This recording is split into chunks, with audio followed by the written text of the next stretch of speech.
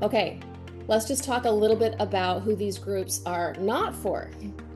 All right, so I'm guessing that, well, I'm not guessing, I can say from firsthand experience, if you are angry and want to come and vent every single week without necessarily desiring healing or solution, my groups are probably not for you.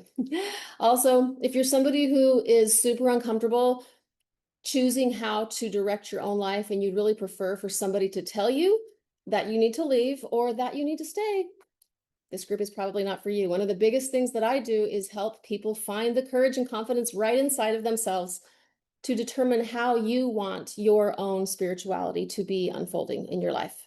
This group is also probably not for you if you need everybody around you to think and feel and believe exactly how you do.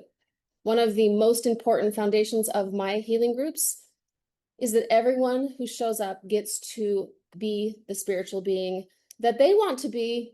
And this is not dictated or governed by any leader or any other person in the group, that we dignify the spiritual journey of each and every person. Okay, so that's who shouldn't be in this group.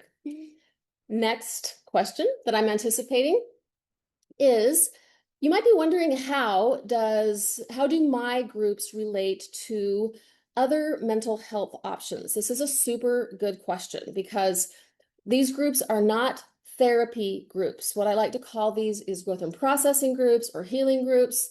I am a licensed professional counselor, but I don't really go deep into traumatic things. And so if you are someone that needs special attention with traumatic parts of your spiritual formation, I absolutely hope and welcome you to go to a mental health counselor, and a local one is probably the best, especially if you have a lot of unresolved trauma.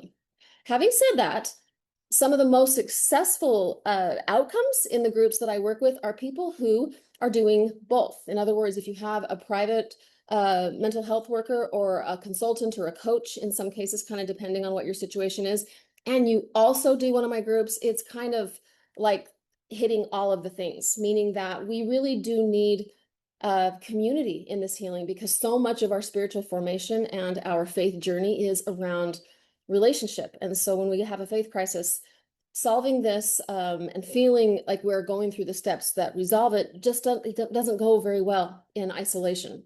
So what I'm trying to say, I guess, is if you feel like you need individual healing, especially around trauma, get yourself a mental health counselor. If you feel like that's not as much a thing for you, but you really want to make sense of and make meaning and find peace with, and really process your spiritual formation and your spiritual journey, then this is for you. I also will say I do some consultations, and a lot of the people that I do consultations with end up in my groups.